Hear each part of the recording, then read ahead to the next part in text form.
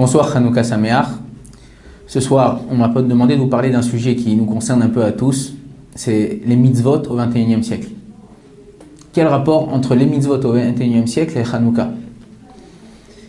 On sait très bien qu'à Hanouka, à l'époque des Grecs, le Ham Israël était dominé par les Grecs.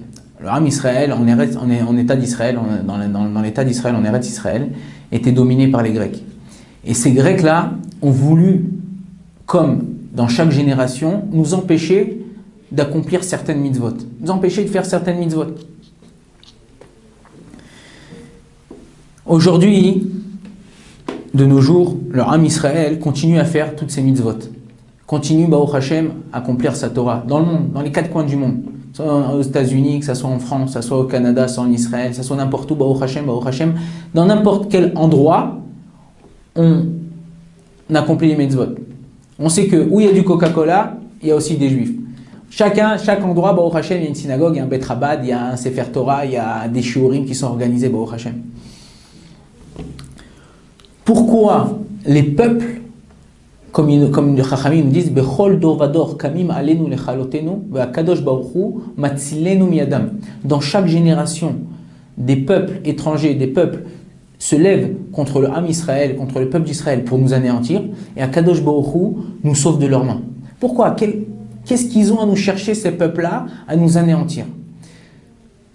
Alors pour qu'on comprenne la chose, déjà vis-à-vis de nous-mêmes, nous, deux juifs entre nous, quand le Ham Israël, quand deux juifs, rien qui peut être différent dans leur façon de s'habiller, leur façon de penser, la Gemara a dit Keshem shepartzufehem shonot, kar deotehem shonot. De la même façon que deux personnes, leur visage est différent, alors leur pensée est aussi différente. Même des jumeaux, même des vrais jumeaux, ils ont toujours une petite nuance.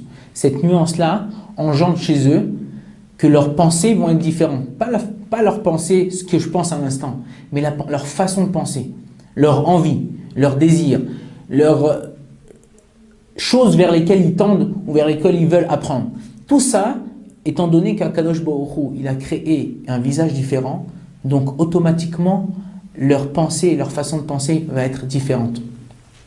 Même si au bout du compte, ils vont arriver à la même conclusion.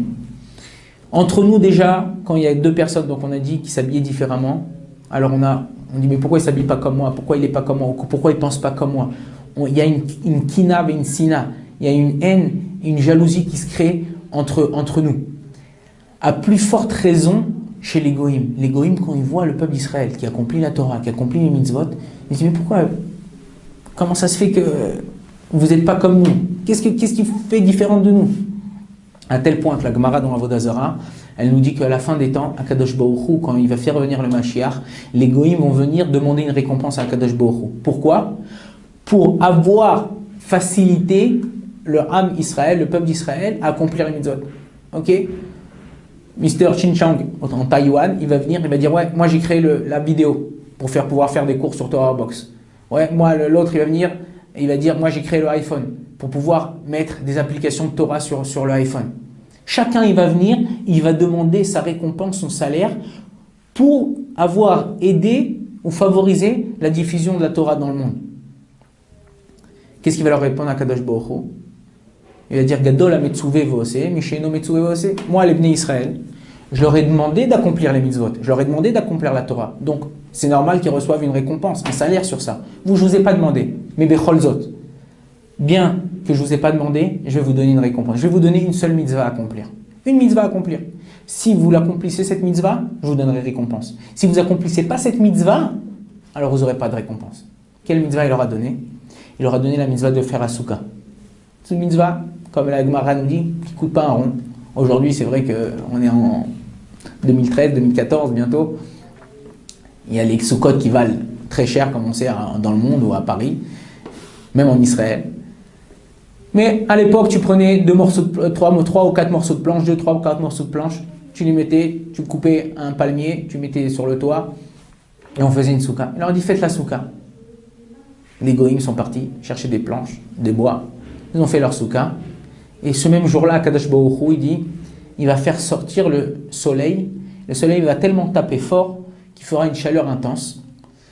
Il dit que les goïms vont sortir de la soukha et ils vont taper dans la souka. Ils vont donner un coup de pied à la souka.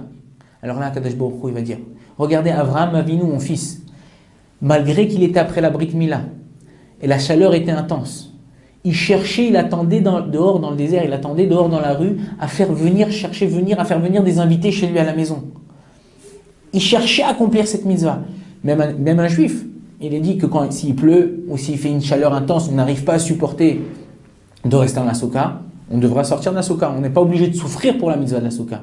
Mais le juif, quand il sort de cette mitzvah de la souka, il sort avec la tête basse. Il a de la peine de ne pas pouvoir accomplir la mitzvah. Il ne va pas sortir et donner un coup de pied à la souka. Vous sortirez, vous donnerez un coup de pied à la souka. Ça montre que, rétroactivement, la mitzvah que vous avez fait, vous ne la faites pas pour moi. Vous cherchez un intérêt pour vous-même. Aujourd'hui, on sait que dans la Torah, il y a plusieurs sortes de mitzvot. Il y a chukim, mishpatim et mitzvot. Chukim, c'est les lois qu'on ne comprend pas. Comme la loi de la vache rousse, la mitzvah de la vache rousse, si Dieu veut, dans la binyan, construction du Beth Amikdash, pour rendre purs les gens qui ont été impurs par rapport à un mort. Okay, toute personne qui a eu contact avec un mort, on devra asperger sur lui de l'eau qui a été mélangée avec la sang de la batrouche.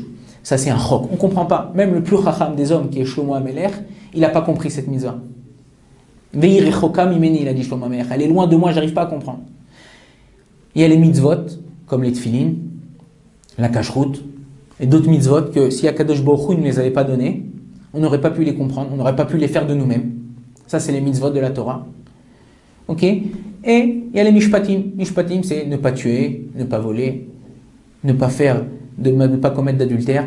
Tous ces mitzvot-là, c'est des mitzvot que même si on n'était pas juif, alors on aurait pu savoir, ok, dans un monde, dans une ville, dans un pays où il n'y a pas de loi, il n'y a pas de policiers, il n'y a pas de dayanim, il n'y a pas de juges, il n'y a pas de tribunaux, alors on ne peut pas accomplir, chacun fait ce qu'il veut. Chacun fait ce qu'il veut. Donc ça, c'est des lois que de nous-mêmes, on aurait instaurées, même s'il n'y avait pas la Torah. Si Dieu veut, on va développer avec nous-mêmes, avec notre nossé à nous, notre sujet à nous, qui est le sujet de Hanouka, et voir énumérer certaines mitzvot de la Torah, avec lesquelles on voit que malgré qu'ils ont été donnés il y a plus de 3300 ans, il y a un lien direct aujourd'hui avec nous, avec ce qu'on fait aujourd'hui, et avec toute la technologie qui se développe aujourd'hui dans le monde. Beaucoup de personnes, la Torah, qu'est-ce que tu fais Shabbat de ne pas allumer le feu? C'était à l'époque où on était obligé de frotter deux pierres, on était obligé de se fatiguer pour allumer du feu. Aujourd'hui, la technologie, tu appuies sur un bouton, ça s'allume, tu regardes, tu siffles, tu claques des doigts, tout se fait sans que tu aies besoin de te fatiguer. Pourquoi? La Torah, elle est vieille. La Torah, elle est vieille, il faut la changer, l'adapter avec le monde d'aujourd'hui. Chas v'shalom. La Torah, déjà, il y a 3300 ans, elle était déjà adaptée avec ce qu'il y a eu avant, ce qu'il y a aujourd'hui, ce qu'il y aura après. Et on va développer ce sujet-là, Bezrat Hashem, ensemble, expliquer. Tout d'abord, les Grecs, à l'époque de Hanouka, qu'est-ce qu'ils ont voulu empêcher à Israël? Ils ont voulu empêcher à Israël, au peuple d'Israël, les mitzvot de base. C'était quoi? Shabbat, la Brit Mila et la Torah. On voit aujourd'hui, en Russie, au début du siècle, ils ont voulu empêcher les Juifs d'étudier la Torah. Aujourd'hui, dans le monde d'aujourd'hui, on voit, en Europe, ça se réveille, dans d'autres pays, ça s'est réveillé, interdire de faire la Brit Mila. Interdit de faire la Brit Mila. Okay? Le Shabbat, depuis tous les temps, quand les Juifs ils sont venus dans l'Afrique du Nord, en France, tu veux travailler, il faut travailler Shabbat. Beaucoup de Juifs, alors qu'ils avaient reçu de leurs parents d'accomplir et de faire les mitzvot, c'était une habitude pour eux, c'était une deuxième nature de faire Shabbat, on arrête, on s'arrête. Mais ils sont arrivés à Paris, ils sont arrivés dans le sentier, ils sont arrivés n'importe où, il faut travailler Shabbat. Ils ont commencé à travailler Shabbat. Ça, c'est des choses qu'il y a eu vraiment. Demande ton grand-père, demande ta grand-mère. Est-ce qu'il y avait un moussag, est-ce qu'il y avait une notion comme ça de travailler Shabbat? Ah, pitom, Chazé Shalom. On payait tout d'avance, on faisait tout d'avance. Shabbat, c'était Yom Kadosh, un jour saint. On faisait rien Shabbat. Qu'est-ce qu'ils ont eu les Grecs? Enlever la racine. Enlever la racine du Ham Israël, à tel point. Vous savez qu'à l'époque, il n'y avait pas les biberons Tex ou les biberons qu'on a aujourd'hui avec la tétine en silicone, avec il n'y avait pas ça. Comment on allaitait un enfant, si ce n'était pas par le sein de sa mère? On prenait une corne de taureau, une corne d'un animal, on a nettoyé l'intérieur, et on versait du lait, et on faisait un petit trou au début de cette corne-là, et le bébé, il tétait de cette corne-là pour pouvoir boire son lait. Les Grecs, à tel point qu'ils ont voulu déraciner dès la naissance, dès le début du chinour, l'éducation du peuple d'Israël, ils ont demandé aux parents de graver sur cette corne « En lecha chelek be'elokei Israël ». Tu n'as pas de part dans le Dieu d'Israël. Déjà, pourquoi? Mais pourquoi déjà des petits? Pourquoi? Dès qu'un enfant il commence à lire ou un enfant il commence à téter. Aujourd'hui, on voit, il y a des enfants qui prennent le biberon jusqu'à 4, 5, 6 ans, 5 ans, prennent encore le biberon. Ok? Ils commencent aujourd'hui en Israël, à 4 ans, 4 ans et demi, 5 ans, un enfant il sait déjà lire le Aleph Bet, il sait même à la fin de la 5e année, il sait déjà lire. Pour lui enlever sa émouna, lui enlever son lien avec Akadosh Baruch Hu, déjà marquez-lui ça sur son biberon, marquez-lui ça déjà sur cette corne-là, qu'il n'a pas de part dans les Israël, pour déjà nous déraciner. Les 3 mitzvot qui voulaient nous enlever, Shabbat, rachetez votre Shabbat, première lettre de chaque mitzvah c'est Shabbat, Shin, Shabbat, Bet, Brit Mila, Taf, Torah. Nous enlever ces mitzvot-là, Comment le juif, il y a écrit, vous rentrez dans une synagogue aujourd'hui, que ce soit à Paris, en Israël, n'importe où, vous avez le rideau qui recouvre l'armoire où il y a les siffrets Torah, et il y a écrit comme ça, Ki etzraim i la machazikimba. C'est un arbre de vie pour ceux qui s'attrapent, ceux qui sont liés à la Torah. On est comme une charcherette, on est comme une chaîne, liée maillon par maillon. Nous, on doit se regarder et se voir comme le dernier maillon. Si nous on continue, nos enfants continueront. Si nous on ne continue pas de faire ces mitzvot, nos enfants ne continueront pas. Combien on voit, combien c'est malheureux. On voit aujourd'hui Eli Cohen. Vous cherchez dans le beau temps en France, Eli Cohen. Allô, bonjour. Il vous dit, je ne suis pas juif. Comment c'est arrivé ces choses-là? L'assimilation. Il y a 3 façons de déraciner le juif de sa Torah. De déraciner le juif de ses mitzvot. C'est quoi ces 3 façons? Il y a la force, comme ils ont voulu faire avec nous les Grecs, les Romains. Dans chaque génération. Vous avez après, des parer, avec un langage doux. Venir, écoute, si tu viens travailler Shabbat, je te double ta paye. Ok? Si tu fais ça, tu auras un avantage au niveau de l'État. Et tout ça pour nous, ça c'est deuxième façon, nous déraciner encore une fois. Et aujourd'hui, ce qu'on appelle, il y a la Shoah silencieuse. Ok? On est en train de terminer, Chazve Shalom, Chazve Khalila, le travail d'Hitler. C'est quoi la Shoah silencieuse? On est tous des hérétiques. Personne ne fait rien. Même le chrétien, il ne va rien arrêter. Même le musulman, il ne va rien arrêter. La France, égalité, fraternité. Chacun, il fait ce qu'il veut. Tu peux faire ce que tu veux, quand tu veux. Il n'y a pas de problème. Alors, on fait ce que veut. On se marie avec Christine. On a un petit-fils qu'on appelle Bertrand ou Christian. Dans le cas on veut garder un peu de judaïsme, on l'appelle Eli. Chazve Shalom, on est en train de doucement, le Ham Israël, si on n'est pas lié à la Torah, on est en train de se déconnecter du monde de la Torah. Ki etzraim i la machazit kimba.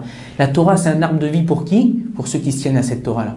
On va donner juste un petit exemple, un petit machin, une petite histoire pour nous faire comprendre la puissance de cette Shoah silencieuse. Chachamim, il donne un exemple comme ça. Un arbre. L'arbre qui est lié à la terre reçoit sa source, sa force de l'eau, l'irrigation de cette terre-là. Il y a une branche, la branche qui est liée à cet arbre-là, qui reçoit sa force, elle, de la sève qui monte du tronc. Et une fois, il y avait une branche comme ça, sur un arbre. Elle commence à prier. Akadosh Baruch Hu envoyait les oiseaux se poser sur elle, aller immigrer de pays en pays, d'aller d'un endroit à l'autre. Et cette branche, elle commence à pleurer. Elle dit, Akadosh Baruch Hu, moi aussi, j'ai envie de voir du paysage. Moi aussi, j'ai envie de voir le monde. Moi aussi, j'ai envie de voir l'océan. J'ai envie de voir le monde. Elle a commencé à prier, Akadosh Baruch Hu, fais-moi un miracle. Fais-moi un miracle, fais-moi voler autour du monde, fais-moi voir le monde, fais-moi voir le paysage, fais-moi voir tout ce qu'il y a autour de moi. Là, je suis connecté, je suis branché, je suis lié à cet arbre-là, je peux rien voir, je vois tous les jours le même paysage. J'en ai marre. Kadosh Baruch Hu, on sait que quelqu'un, il prie, et il prie, et il prie, et il prie. À la fin, Kadosh Baruch Hu, il exauce sa prière. Comme un fils qui demande à son père, papa, achète-moi un vélo, papa, achète-moi un vélo, papa, ah, stop, ok, je t'achète le vélo. Tous les jours, on prie à Kadosh Baruch Hu, on lève ses yeux, on lui demande une prière. À la fin, Kadosh Baruch Hu, il exauce la prière. Qu'est-ce qu'il a fait? Il a fait un miracle. Il a fait souffler un vent fort. Cette branche-là s'est brisée. Elle a commencé avec le vent à errer d'un endroit à l'autre. Elle a commencé à voir du paysage, l'océan, l'eau, tout ce qu'il y avait tout autour. Elle a commencé apprécier tout ce nouveau paysage dans lequel elle n'était pas habituée. Mais comme on sait, après la pluie, le beau temps. Après la pluie, le beau temps, donc le vent il a arrêté. Elle a commencé à tomber, elle est tombée au pied d'un arbre. Et une branche qui n'est pas liée à son arbre, elle commence à sécher. Et doucement, doucement, si on marche dessus, à se briser. Et là, elle commence à se sécher, n'était plus irriguée. Et elle dit à Kadosh Baruch Hu, commence à pleurer. Je suis plus lié, j'ai plus de source de vie. Il n'y a plus rien qui m'alimente. J'ai plus rien qui m'alimente. Elle dit, qu'est-ce que j'ai fait de prier sur ça? J'étais tellement bien quand j'étais lié à cet arbre-là où j'étais à l'origine. Ça, c'est l'exemple. Ça, c'est le machal. Quand un juif, il reste lié à la Torah, même si des fois, on a d'habitude, on croit que c'est une habitude, mais on est lié à la Torah. On sait quoi faire, on sait comment faire, on sait comment se comporter le matin quand on se lève, on sait se comporter le midi, on sait se comporter le soir, on sait comment se lier à cette Torah-là. Alors c'est vrai que des fois, il y a des moments où c'est difficile. Je ne dis pas que c'est toujours facile. Mais on est lié, même à la fin des temps, on voit nos enfants, nos petits-enfants qui viennent nous voir, toujours dans le chemin de la Torah, toujours dans les mitzvot. Mais quelqu'un qui se marie avec Christine, alors au début, il kiffe. Au début, ça lui prend plaisir, hein, il voit d'autres choses. Il y a des nouvelles familles, des nouvelles origines, des nouveaux plats, les huîtres, les machins, les tout ça. Hop, au début, c'est un kiff. Mais quand il arrive à 70 ans, qui c'est qui va dire, après quand il se voit mourir, qui c'est qui va dire Kaddish après pour lui, après sa mort? Qui c'est qui va honorer? Qui c'est que chaque année, il va se rappeler de lui, de faire les Louis Nishmat pour l'élévation de son âme? Qui c'est qui va étudier pour son âme? Qui c'est qui va étudier? Personne.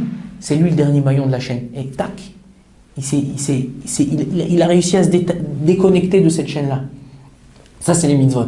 Quelqu'un qui reste connecté, pas seulement qui continue le maillon, mais il continue les dorés dorotes, de génération en génération jusqu'à la venue du Mashiach Bezrat Hashem.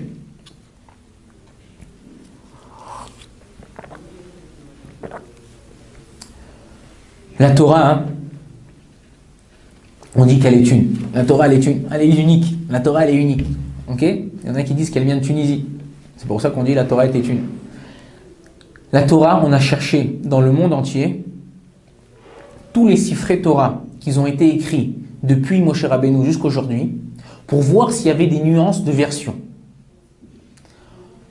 Que ce soit un Sefer Torah qui vient du Yémen, un Sefer Torah qui vient d'Afrique du Nord, un Sefer Torah qui vient d'Europe, un Sefer Torah qui vient des États-Unis, n'importe où, mot pour mot, lettre pour lettre, aucune notion, aucune version rien du tout, tout le temps le même Sefer Torah. Un Sefer Torah où une lettre, elle est coupée, même si c'est dans le mot Amalek, le rachat, même si c'est dans n'importe quoi, le Sefer Torah il est pas soul. Baruch Hashem, tous les sifrei Torah du monde entier, ils ont écrit la même chose, sauf, excusez-moi, dans un Sefer Torah qui vient du Yémen, il y a 5 différences au niveau de lettres, mais qui ne changent pas la version. Par exemple banal, c'est pas un exemple vrai, mais une lettre, par exemple, le mot Ima, qui s'écrit en hébreu, Aleph, même Aleph. Dans un Sefer Torah yémanite, qui vient du Yémen, il va être écrit Aleph, même He, mais ça ne change pas la version. Par contre, prenez le Coran, où on a trouvé plus de 330 versions du Coran différentes, qui se contredisent. D'où les chiites et d'autres sortes de musulmans, de sortes de lois qu'on trouve dans le Coran. Vous prenez le Nouveau Testament, plus de 220 versions différentes qui, des fois, changent le sens de la loi qui est instaurée ou qui est enseignée dans le Nouveau Testament. À tel point que on voit un prêtre qui se marie, un prêtre qui a interdit de se marier. Ça a changé. La Torah, elle est unique. La Torah, elle n'a pas changé. Depuis que 3300 ans qu'elle a été donnée jusqu'à aujourd'hui, la Torah, elle est restée la même. La Torah, elle est restée la même. Chez nous, Baruch Hashem, on veut se convertir. Alors c'est un travail de 6 mois, 1 an. D'abord, on lui dit à la personne qui veut se convertir, non, c'est pas pour toi. Pourquoi tu vas faire les mitzvot? Tu es très bien comme ça. Aujourd'hui, tu peux aller manger n'importe où. Tu peux faire ce que tu veux. Tu n'as pas besoin de garder le Shabbat. S'il insiste et il veut, alors ça montre qu'il veut faire Torah Mitzvot, qu'il continue. Et il fait, ça prend tout un tas à lire. C'est pas comme ça qu'on devient juif. C'est pas comme ça qu'on devient juif. Pour devenir juif, il faut travailler. Il faut apprendre les lois, il faut savoir comment se comporter, comment se comporte le matin, l'après-midi, le soir, chaque moment de la journée. Sur chaque virgule, un juif, il a quelque chose à faire. Sur chaque moment, un juif qui sort des toilettes, il a une bracha à faire. Un juif qui va manger quelque chose, il a une bracha avant, une bracha après, chaque chose. Là-bas, tu veux devenir chrétien, tu tu rentres avec tu sors, tu deviens chrétien. Il y a une fois, on raconte une histoire comme ça sur un Marocain qui voulait se convertir, qui voulait devenir chrétien. Il est parti voir le prêtre. Il lui dit voilà, je voudrais devenir chrétien. Il lui a dit bon voilà, tu as certaines mitzvot à faire, à accomplir. Par contre, le vendredi, c'est interdit chez nous de manger du poisson. Donc chez toi, interdit de manger du poisson. Si je t'attrape à manger du poisson, tu seras banni. Ok, il n'y a pas de problème. Donc, le prêtre lui dit viens le lundi, le dimanche, jour du Seigneur, viens, je vais te faire passer, je vais te faire devenir chrétien. Il arrive, ce Marocain prend un verre, le prêtre prend le verre avec de l'eau bénite, trempe son doigt, il asperge sur le juif, tu es chrétien, tu es chrétien, tu es chrétien. Et comme ça, il est parti, il a dit voilà, je t'avertis, interdit de manger du poisson dans le lit, il n'y a pas de problème. Il rentre chez lui, la semaine passe, ça arrive le vendredi, un Marocain sans poisson, haïmi comme ça, avec les pois chiches, tout ça, c'est très difficile pour lui. Comment je vais faire? Je vais rater le poisson de ma mère, le poisson de ma mère, le poisson de ma mère. Il ferme la porte et il commence à faire son poisson, à cuisiner son poisson. Qui c'est qui tape à la porte? Le prêtre. Il tape à la porte, sans l'odeur, il dit quoi? T'as fait du poisson? Je t'ai dit que c'était interdit, vendredi c'est interdit chez nous faire du poisson. Il dit non, j'ai pas fait de poisson, rentrez, mais j'ai pas fait de poisson. Le prêtre il rentre dans la cuisine, il ouvre la casserole, il voit, mais il dit tu te moques de moi, ça c'est pas du poisson. Il a dit non, c'est pas du poisson, j'ai fait comme vous, j'ai pris un verre, j'ai trempé mon doigt dans l'eau, de l'eau bénite, j'ai dit t'es pas du poisson, t'es pas du poisson, t'es pas du poisson. De la même façon que c'est facile de faire les choses chez eux, de la même façon, c'est une moquerie. Les gens aujourd'hui ils se moquent de la Torah. Quelqu'un qui n'a pas appris la Torah, quelqu'un qui ne sait pas sur quoi les bases sont basées, sur les tefilines, des livres et des livres ont été écrits. Comment on fait le parchemin, comment on fait l'encre, comment chaque lettre doit être écrite. Des livres et des livres ont été écrits, chaque chose a sa loi précise. Et on ne peut pas bouger ni à droite ni à gauche. Il y a un phénomène qu'on appelle dans l'armée de l'air, dans toutes les armées de l'air, qui s'appelle le phénomène de vertigo. C'est quoi ce phénomène de vertigo? C'est un phénomène où le pilote de chasse, si il se fie qu'à ses yeux, chas v'shalom, il peut se cracher sur la mer. Ce phénomène de vertigo, il apparaît quand un soldat, il vole au-dessus de la mer. Quand il vole au-dessus de la mer, il commence à faire un looping. Alors il confond la mer avec le ciel et le ciel avec la mer. Alors qu'est-ce qu'on lui dit à ce pilote pour pas qu'il se crache dans la mer? On lui dit de toujours, mais toujours, se fixer à ce qu'il voit sur son tableau de bord et pas de se fixer à ce qu'il voit à ses yeux. Tellement qu'il va à une vitesse intense, vite au-dessus de la mer, il croit que la mer c'est le ciel et il croit que le ciel c'est la mer. Et donc quand il veut remonter vers le ciel, il se dirige vers la mer. Le ciel il est infini, il peut monter tant qu'il veut, mais la mer elle est finie, donc ça veut dire qu'il peut se cracher sur la mer et son avion à la vitesse où il va, il s'explose. Donc le dit ne te fie pas à ce que tu vois à tes yeux, fie pas à ce que tu vois à tes yeux, fie-toi au tableau de bord. La même chose, il ne faut pas qu'on se fie à ce qu'on croit être la Torah, il faut qu'on se fie à ce que les Chachamim et ce que la Torah nous a enseigné. Si on se fie par rapport à ce que la Torah nous a enseigné, alors on ne peut que kiffer la Torah. La Torah dit Vechai Bahem. La Torah nous dit qu'on doit vivre avec la Torah. On doit kiffer ce qu'on fait la Torah. Une fois, en étant dans mon service militaire en Israël, il y a un soldat qui me dit ah bah l'arabe, je comprends pas. Moi, mon kiff de Shabbat, c'est d'aller faire mon kiff le vendredi soir, me lever tard le samedi matin, aller à la mer, faire les grillades, être avec ma copine, kiffer. Ça, c'est ça le kiff du Shabbat. Vous êtes là. Vous allumez pas la télé, vous n'avez pas de téléphone, vous rentrez, vous faites le kidouche, vous allez dormir, vous vous levez le matin, vous allez prier, vous faites kidouche, vous allez dormir. C'est quoi ce kiff là? Métro, boulot, dodo. Alors je lui ai répondu comme ça. Je lui ai dit écoute, c'est sûr que quand tu ne suis pas la Torah à la lettre, tu ne peux pas kiffer.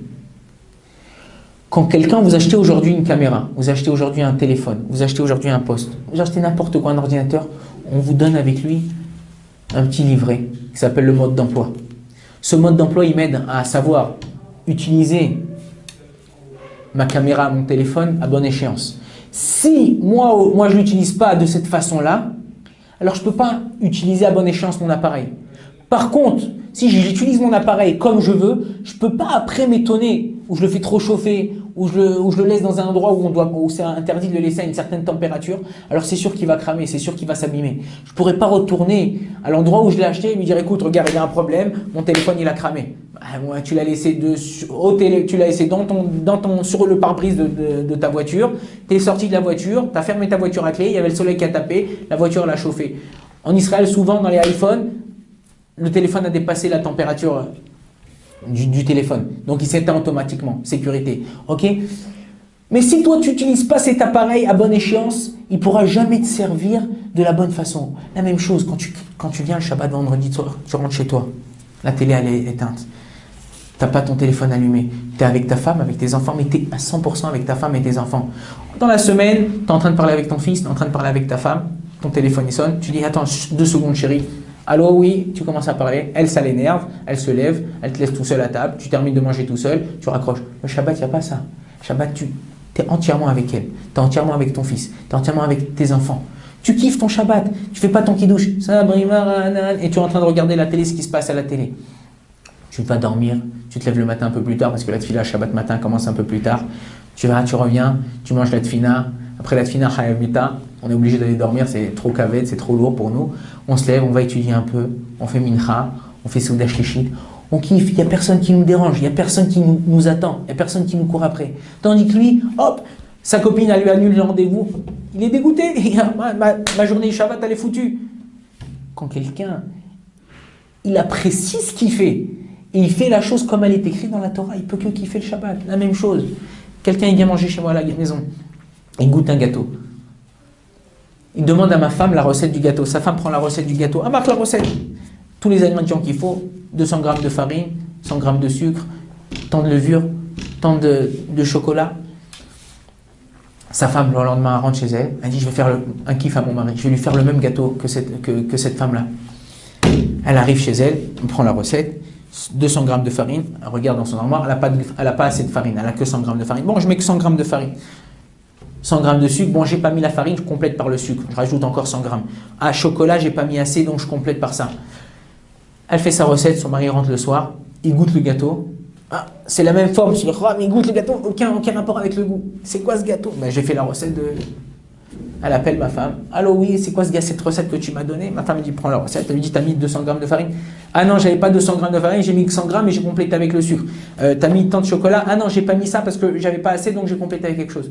Mais si tu t'accomplis pas la recette à la lettre, tu peux pas avoir la même chose. Chez le nôtre, ok, en France, chez les grands pâtissiers, des fois ça se mesure au gramme près. Au gramme près. Si tu mets 2 grammes de plus, 4 grammes de moins, le gâteau, il ne sort pas exactement la même chose. La pâtisserie, elle ne sort pas exactement la même. Ça, c'est pour un gâteau, c'est pour quelque chose que tu consommes. C'est pas grave, on va dire. Mais pour la Torah, qui est source de notre vie, si on ne la fait pas exactement comme Akadosh Baruch Hu nous l'a prescrit, on ne peut pas kiffer. On ne peut pas la kiffer. C'est normal qu'on n'a pas de sipouk, c'est normal qu'on n'a pas de kiff dans ce qu'on fait.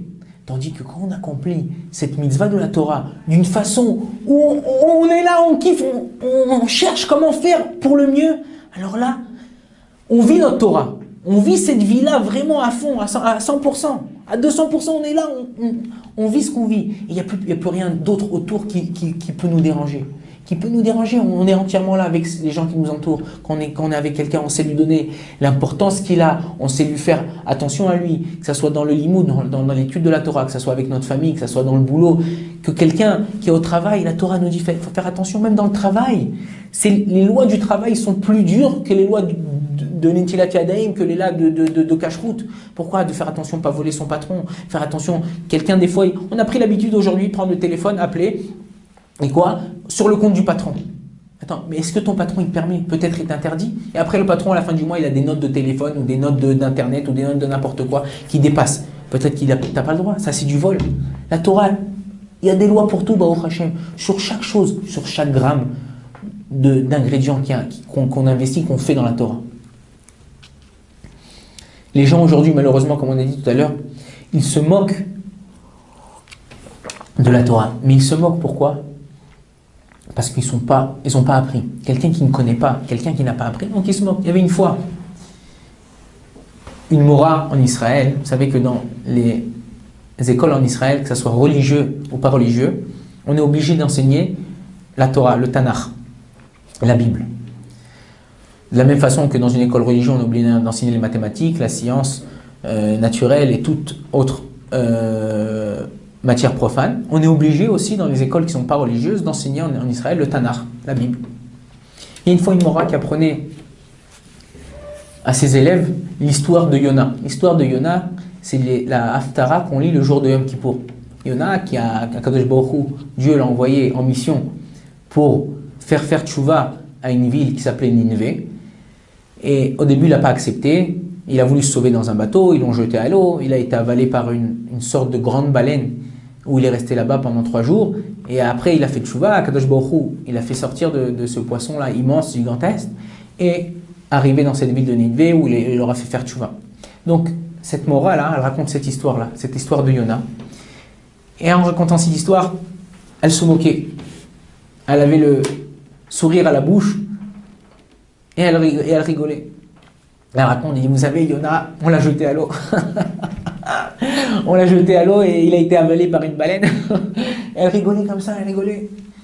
Et il y a une petite élève là-bas, une petite jeune fille, Hanina, qui était pure, et qui lève la main et dit, mais Amora, la maîtresse, peut-être que cette histoire de Yona, elle est vraie. Elle dit, ma fille, tu dois regarder trop d'histoires de Cendrillon, c'est pour ça que tu crois à cette histoire. Alors, elle a continué à raconter comme ça, en se moquant. Et la petite fille, elle a levé la main, elle ne pouvait pas supporter ça. Elle a dit, Amora, la maîtresse, moi, quand j'irai au Gan Eden, je poserai la question à Yona et je lui demanderai si cette histoire, elle a vraiment existé. Alors, la maîtresse, elle a rigolé. Et elle la regarde comme ça, elle lui dit à sa petite fille, et si Yona, il est en enfer? Alors la petite fille, elle la regarde et lui dit, ben, c'est toi qui lui poseras la question. Pour vous montrer, quelqu'un qui ne sait pas, quelqu'un qui n'a pas grandi dans cette Torah, ou qui n'a pas essayé de chercher à comprendre, c'est normal que pour lui, ça lui semble du surnaturel, ou ça lui semble absurde. On va voir, en énumérant certaines mitzvot qui nous semblent être dépassées par le temps, par la technologie, on va voir comment même aujourd'hui, ces mitzvot-là, elles nous concernent directement à chacun d'entre nous, Bezrat Hashem.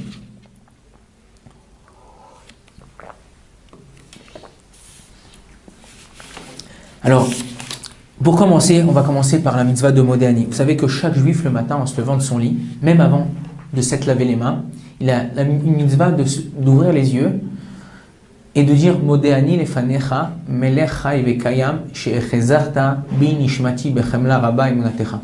En fait, c'est une façon de remercier Dieu de nous avoir rendu notre neshama, puisque on dit d'après la Torah, quelqu'un qui dort, il frôle la mort, il est un 60e de la mort. Et le matin, quand on ouvre les yeux, Akadosh Baruch Hu nous a rendu cette partie infime de neshama là qui nous a pris pendant la nuit. Et là, on le remercie. Modeh Ani lefanecha, je te remercie, Akadosh Baruch Hu, devant toi, je remercie de nous avoir redonné cette neshama. Il y a quelques années, il y a eu un congrès de médecins aux États-Unis où ils ont essayé de trouver la source de la maladie de la néphila. C'est quoi la maladie de la néphila? C'est ce qui correspond plus ou moins aujourd'hui en français à l'épilepsie. Savoir comprendre comment des gens arrivaient, alors des gens qui étaient tout à fait barrés, tout à fait sains, tout à fait en bonne santé, comment arriver cette maladie la maladie de la néphila. Ils ont fait ce congrès pendant une semaine avec des médecins qui venaient du monde entier. Et après la semaine, une fois qu'ils sont arrivés à une conclusion, le grand professeur de ce congrès-là s'est tenu sur le podium et a commencé à donner ses conclusions. Il a dit, je crois qu'on est arrivé à une certaine conclusion, en tout cas pour certaines parties de ces malades qui sont malades de l'épilepsie.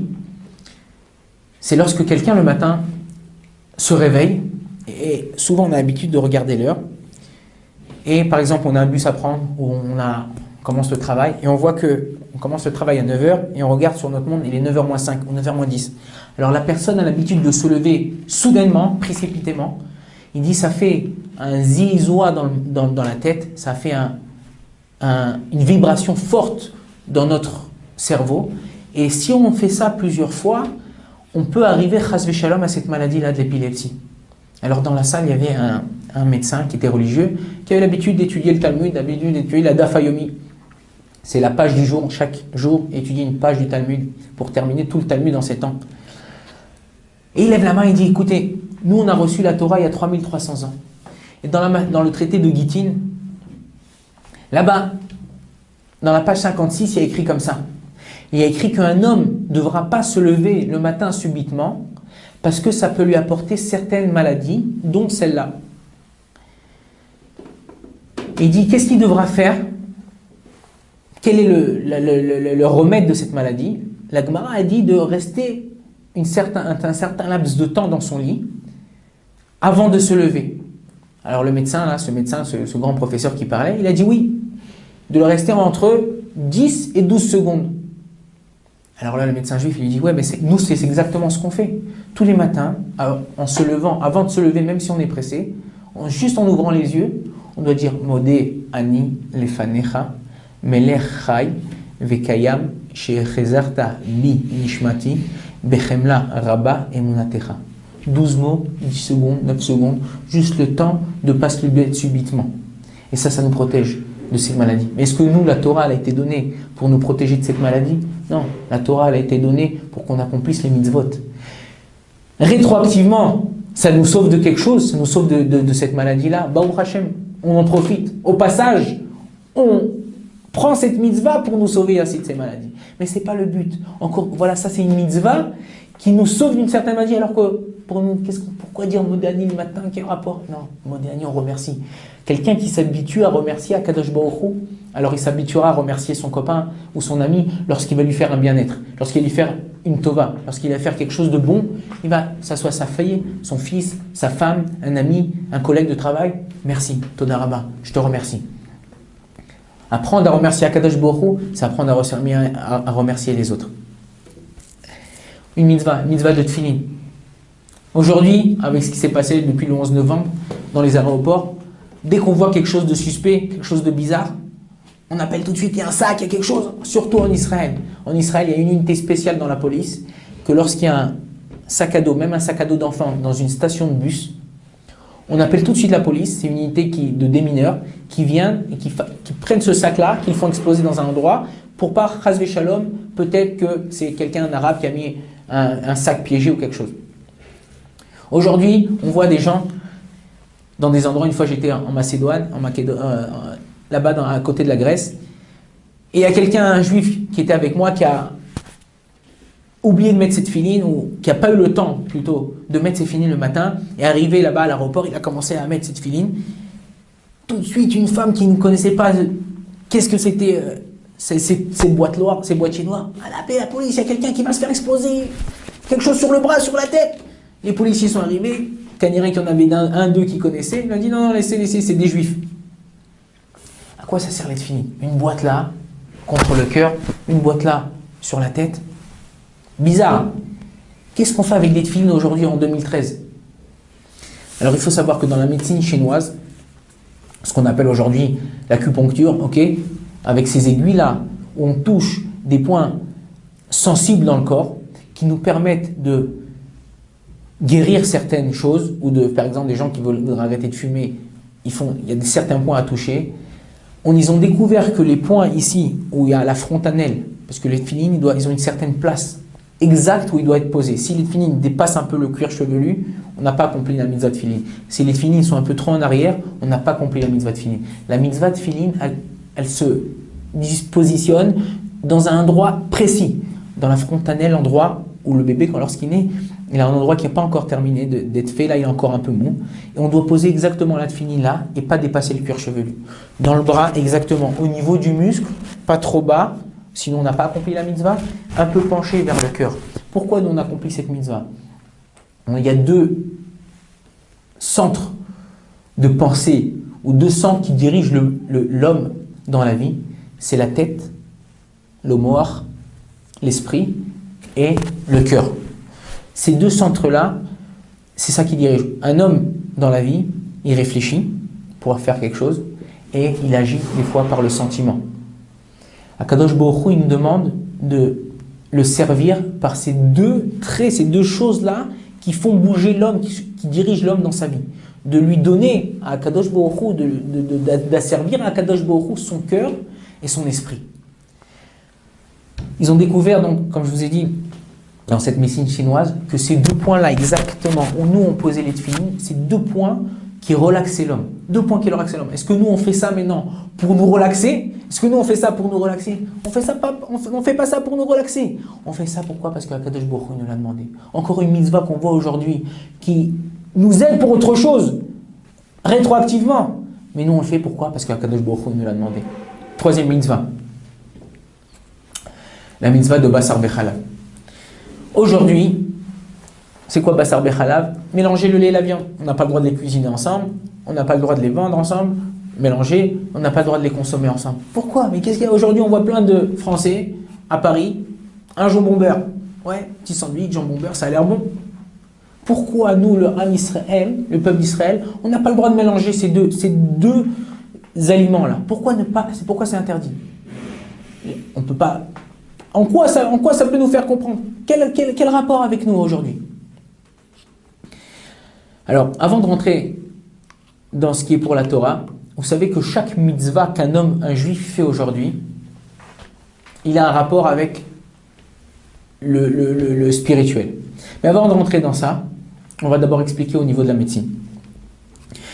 Chaque chose que je consomme, qu'un homme consomme, même lorsqu'il est mâché dans la bouche, alors il y a des enzymes qui sont sécrétées dans la salive, et ces enzymes-là, ils aident la décomposition de cet aliment-là. Ils aident la décomposition de cet aliment-là. La viande a besoin de beaucoup d'enzymes, donc ce processus commence au niveau de la bouche, grâce à la salive qui commence déjà à décomposer certaines certains composants qui sont dans la viande, et une fois qu'il est entré, qu'il est ingurgité dans notre estomac, l'estomac continue à faire ce travail-là. Par contre, dans le lait, ce qui est le lactose, il n'a pas besoin de ces sécrétions d'enzymes. Au contraire, il désinhibe les enzymes. Le tafkid, le rôle du lait, est de désinhiber, c'est-à-dire de arrêter le rôle de l'enzyme de continuer son processus, continuer à l'enzyme, continuer son processus. Donc le fait que quelqu'un mange de la viande et après du lait, ça engendre que quoi?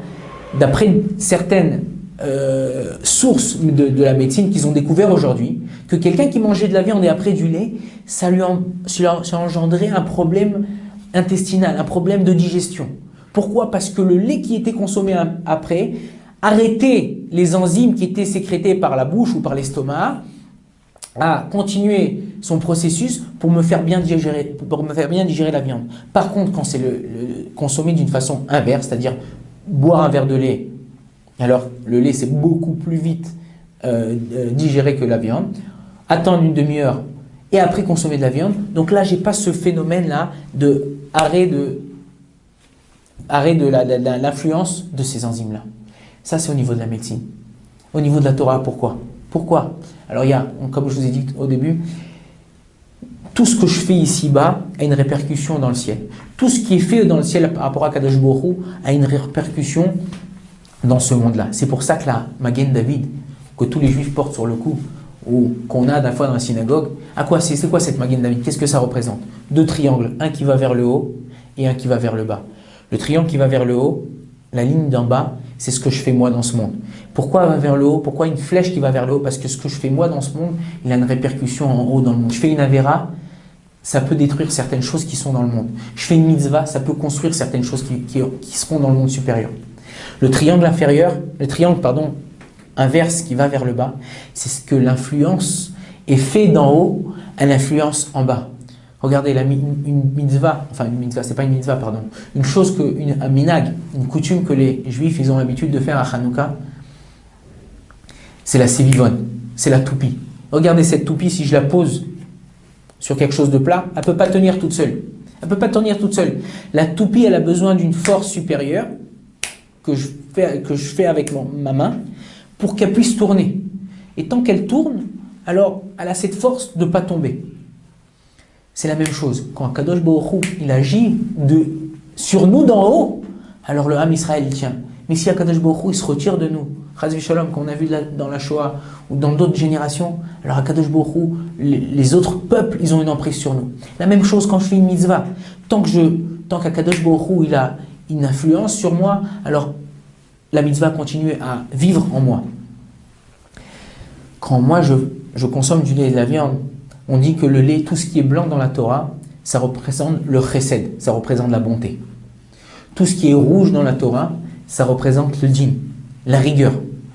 Donc moi, quand je viens mélanger au niveau de la Kabbalah, au niveau des secrets de la Torah, quand je viens mélanger la rigueur à la bonté. C'est deux choses qui ne vont pas ensemble. Je ne peux pas être en même temps dur et en même temps donner de l'amour à mon fils.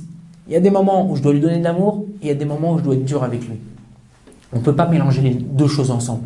Ça, c'est au niveau de la Torah. Mais est-ce que moi, quand je fais la mitzvah de ne pas mélanger le lait et de la viande, c'est parce que ils ont découvert au niveau de la médecine que ça me donnait un problème de digestion? Non, chas v'shalom. Je fais la Torah, je fais cette mitzvah parce qu'Akadosh Baruch Hu, il me l'a redonné. Parce qu'Akadosh Baruch Hu, il a fait. Bien qu'aujourd'hui, en 2013, c'est une répercussion qu'on voit au niveau de la médecine. C'est pas pour ça que je le fais. Encore une autre mitzvah. La mitzvah de la Mila. La mitzvah de la Brit Mila. Pourquoi on fait la Brit Mila le 8e jour? Vous savez que dans la Torah, chaque chiffre a une signification. Chaque chiffre a une signification. Le numéro 6, ça représente la nature. Pourquoi la nature? Parce que chaque chose dans ce monde a 6 facettes. N'importe quoi que vous allez prendre, n'importe quel objet que vous allez prendre dans ce monde, il a 6 facettes. En haut, en bas, devant, derrière, sur les côtés. 6 facettes. Quand on passe à un domaine qui est élevé au numéro 6, c'est le numéro 7, c'est un domaine où il y a de la ruchaniyut, un domaine où il y a de la spiritualité. Ok? On retrouve le numéro 7 plusieurs fois dans la Torah. Le Shabbat, c'est le jour spirituel de la semaine. Le jour de Chas v'Shalom, les jours de deuil, c'est le jour de deuil. Pourquoi? Aussi, c'est une certaine spiritualité qu'on donne pour le respect du défunt. Le mariage, c'est le jour de joie avec la Kala. Pourquoi 7 jours? Parce qu'il y a une certaine spiritualité dans cette union entre le Khatan et la Kala, entre le marié et la mariée. On retrouve ce numéro 7, spiritualité. Numéro 8. Numéro 8, c'est ce qui est au-dessus de la nature, ce qui nous dépasse, ce qui est au niveau du miracle, les 8 jours de Hanouka. Un miracle, il y a eu le miracle de la fiole qui a duré 8 jours alors qu'elle aurait duré même pas un jour. 8, le 8e jour de la Mila. Comment quelque chose, pourquoi charcuter, entre guillemets, un enfant à 8 jours de la Mila, lui enlever une partie de sa peau, une partie de peau, le prépuce, pourquoi l'enlever? 8 jours. Le numéro 8 en mathématiques, quand vous l'allongez, c'est l'infini, ce qui est au-dessus de la compréhension. L'infini, on ne peut pas comprendre l'infini. C'est au-dessus de la compréhension. Au niveau de la médecine, on a fait une recherche, et vous savez que le foie, c'est ce qui sécrète la coagulation, c'est ce qui sécrète le foie, c'est entièrement du sang, et ce qui permet la coagulation du sang dans le corps d'un homme. Ils ont fait une étude, à quel taux de coagulation, le sang se fait dans le corps d'un homme. Un homme, jusqu'au 7e jour, étant donné que son foie, quand il naît, le foie, il n'est pas encore créé à 100%, il n'est pas encore fait à 100%, le taux de coagulation est moins que 100. À partir du 9e jour de la naissance, jusqu'à la fin de sa vie, le taux de coagulation d'un homme dans son sang, il arrive à 100%. Par contre, le 8e jour de la vie d'un homme, le taux de coagulation, il passe de moins de 100% à 130%, et au 9e jour, il redescend à 100%. Et les médecins, les chercheurs en médecine, ils nous disent quelque chose comme ça. Ils disent en vérité, le jour le meilleur pour faire une opération à un homme, pour que son taux de coagulation de sang soit au maximum, c'est le 8e jour. Pourquoi? Parce que ce jour-là, une fois dans toute la vie de l'homme, il arrive à 130%, et après toute la suite de la vie de l'homme, il se stabilise à 100%. Alors nous, on fait la Brit Mila quel jour? Quand l'enfant il est en bonne santé, au 8e jour. Pourquoi 8e jour? Pourquoi? Parce que le taux de coagulation est à 130%? Non, parce qu'il est écrit dans la Torah, Ubayom Hashemini imol besaor lato. Parce que le 8e jour, tu feras la Mila à ton fils. Le 8e jour, tu dois faire la mila ton jour. Pourquoi? Parce que tu m'as ordonné. Vertigo. Akadosh Baruch Hu, tu m'as ordonné de faire comme ça. Je me fie pas à ce que moi je vois. Je me fie pas au médecin. Je me fie à ce que tu as écrit dans ta Torah. Encore une preuve que pourquoi la Torah, même bien qu'elle ait été donnée à 3300 ans, Torah t'émet. La Torah, elle est véridique même aujourd'hui. C'est pas quelque chose qui est dépassé. C'est pas quelque chose qui n'a pas évolué avec la technologie. La Torah, elle dépasse cette technologie. Elle a été vraie avant. Elle a été vraie aujourd'hui. Elle est vraie aujourd'hui. Et elle sera vraie demain aussi, la Torah.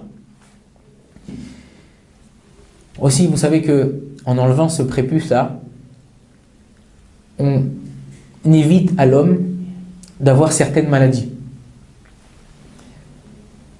Dans le corps de l'homme, en général, tout notre corps peut faire face à certains microbes. C'est pour ça que tout le corps en général, en tous les bras, partout dans le corps, les yeux, la bouche, les oreilles sont ouverts pour pouvoir permettre cet échange-là et pouvoir permettre aussi, comme on a dit tout à l'heure, que le sang se coagule, que si Chasbi Shalom, quelqu'un reçoit un coup sur la main et commence à saigner, alors il y a tout un processus de globules blancs, globules rouges, les plaquettes qui viennent dans le corps pour pouvoir cicatriser l'endroit. Si un endroit il est recouvert 24 heures sur 24, il ne peut pas se guérir de lui-même. Il ne peut pas guérir. Quelqu'un qui a un pansement sur une coupure, on voit que cette coupure-là, elle reste toujours un peu moite comme ça. Il faut pour que cette coupure-là se guérisse à 100%, il faut qu'elle soit à l'air, pour qu'il y ait un échange et pour qu'elle puisse sécher comme il faut et se guérir. L'endroit de la Brit Mila, si on n'aurait pas coupé ce prépuce-là, alors il aurait été fermé. Il aurait été fermé. Et cet endroit-là, si on ne le nettoie pas comme il faut, comme des fois dans le nombril, un enfant qui ne sait pas bien se doucher, il reste de petites saletés toujours un peu noires. Donc toujours la maman nettoie cet endroit-là, même après que le cordon ombilical est tombé là-bas, on nettoie, toujours on fait, même quand un homme il grandit.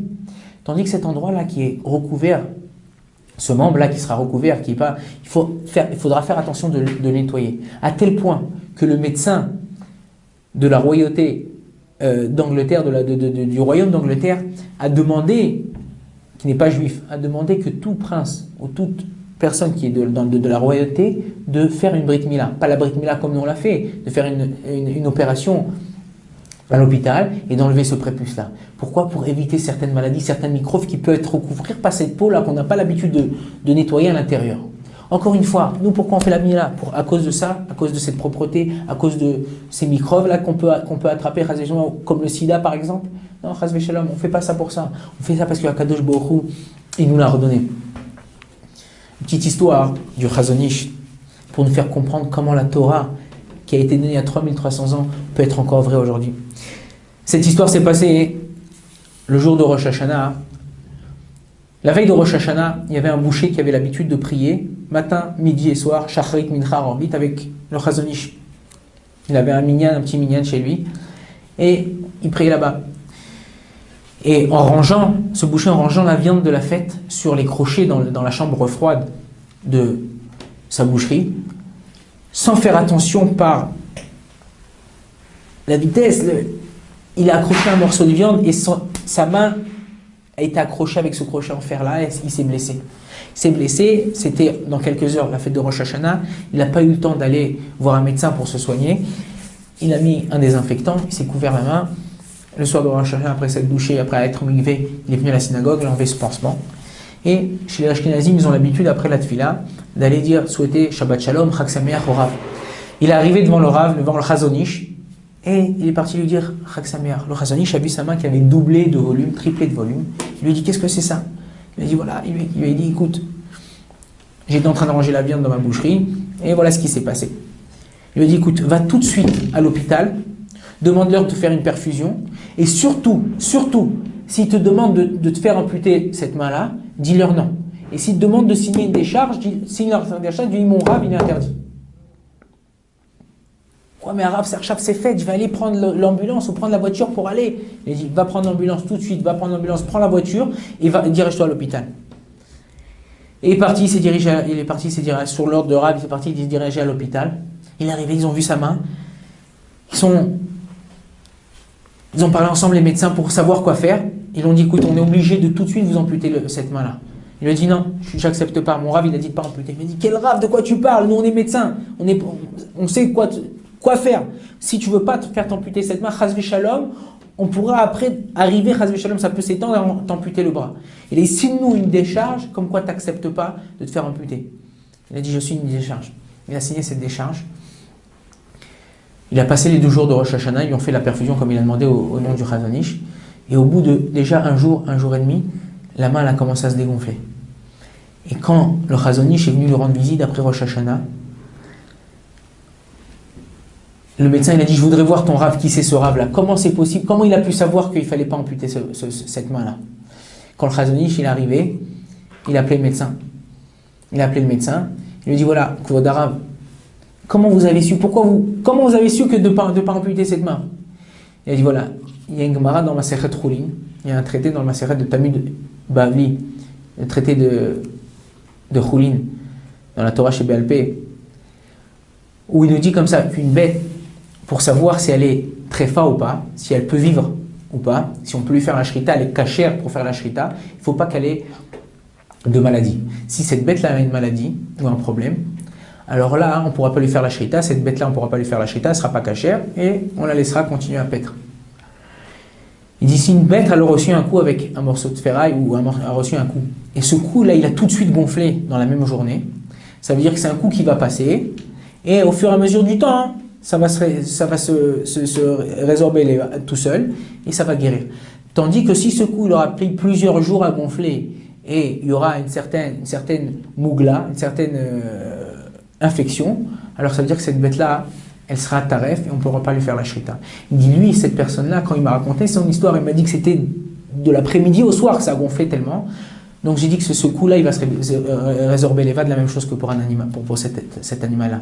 Donc ça veut dire que c'était un coup qui allait passer. Donc j'ai dit que ça ne servait à rien d'amputer ce bras, chas v'shalom, cette main-là, pour guérir. Encore une fois, ça c'est la sagesse de la Torah. Tout est écrit, à forba et à forba des coups là-bas. La Torah, les Chachamim nous disent, cherche dedans et cherche dedans parce que tout est écrit dedans. Tout est écrit dedans. Nous aujourd'hui, tout est écrit dedans. Ça ne sert à rien de chercher ailleurs. Ça ne sert à rien de chercher ailleurs. Les gens ils vont chercher à droite, à gauche pour chercher de trouver la solution à leurs problèmes. Aujourd'hui, Baruch Hashem, tout est écrit là. Tous les mitzvot, toutes les solutions, nos problèmes, nos maladies, tout ça est écrit à l'intérieur. Alors nous, on sait comment se défiler, Baruch Hashem, les Juifs. On sait comment chercher pour quand on a un problème et trouver. La même chose, quand on va voir un médecin, il donne un médicament, est-ce qu'on lui a posé la question, mais pourquoi, qu'est-ce qu'il y a dans ce médicament, qu'est-ce qu'il contient? Non, on lui demande pas, on prend le médicament, on l'avale, comme on dit en français, on avale la pilule, on le boit et 2 jours après on n'a plus rien. La même chose, on cherche pas quand on nous dit une mitzvah de la faire comme ça ou comme ça, ouais pourquoi qu'il y a écrit dans cette mitzvah, pourquoi quoi? C'est sûr qu'on doit comprendre la mitzvah. Il y a une mitzvah de comprendre les mitzvot qu'on accomplit. Et une mitzvah de comprendre les mitzvot qu'on accomplit. Mais quand on te dit de la faire, ne cherche pas à faire comme ce médicament. D'abord, avale la pilule, d'abord fais la mitzvah, et après oui, cherche à comprendre pourquoi on l'a fait, c'est quoi la raison, pourquoi on l'a fait, qui c'est qui doit la faire, quel moment on doit la faire. Pour terminer des milad, des bdichuta, pour terminer sur une petite anecdote sympathique, pour vous montrer la chokhma, ou la finesse du peuple juif. Il y avait une fois dans un pays, un endroit, une ville, où c'était interdit de jouer aux cartes. C'était interdit. Celui qui jouait aux cartes, on le mettait en prison. Et il y avait là-bas, dans une chambre, un juif, un arabe et un chrétien, ils jouaient aux cartes ensemble. Ils jouaient aux cartes ensemble, et tout d'un coup, la police, elle arrive, ouvre la porte, ils jettent les cartes, les jetons partout par la fenêtre, hop, sans rien sur la table. Qu'est-ce que vous étiez en train de faire? Le policier, il attrape le chrétien, il dit, qu'est-ce que tu es en train de faire? Il dit, rien, on est en train de discuter. Il dit, jure-moi, toi t'es quoi? Chrétien, jure-moi sur Jésus que tu n'étais pas en train de jouer aux cartes. Il dit, je te jure sur Jésus, sur sa mère, sur son père, je te jure sur tout le monde, j'étais pas en train de jouer aux cartes. Bon, d'accord. Passe à l'arabe. Il dit, qu'est-ce que tu faisais? T'es en train de discuter? Jure-moi sur Mohamed, que t'étais pas en train de jouer aux cartes. Je te jure sur Mohamed, sur son père, sur sa mère, sur le Coran, sur tout ce que tu veux, j'étais pas en train de jouer. Bon, d'accord. Il attrape le juif. Il dit, qu'est-ce que vous faisiez? Il dit, ils t'ont dit, on était en train de discuter. Il dit, ouais, qu'est-ce que t'es? Toi, t'es juif? Alors, jure-moi. Il leur a répondu. Il a dit, si eux ils t'ont juré qu'ils n'étaient pas en train de jouer, avec qui tu veux que je joue moi? Comme ça, le juif il est chacham. Le juif il sait toujours se débobiner de ses problèmes. s'il utilise cette chorma là, il utilise cette intelligence pour les mauvaises choses, qu'il utilise cette intelligence pour la Torah, pour comprendre le ta'am des mitzvot, pour comprendre la Torah, pour comprendre comment faire la Torah et la faire avec kef, la faire avec plaisir. Et que la Torah, ça soit, les mitzvot, ça devienne pour lui un plaisir et non un poids pour lui. Qu'Akadosh Baruch Hu, Bezrat Hashem, il nous aide à chacun pendant cette fête de Hanouka et après, Bezrat Hashem, de nous éclairer dans les mitzvot et dans sa Torah tout au long de notre vie. Amen, amen.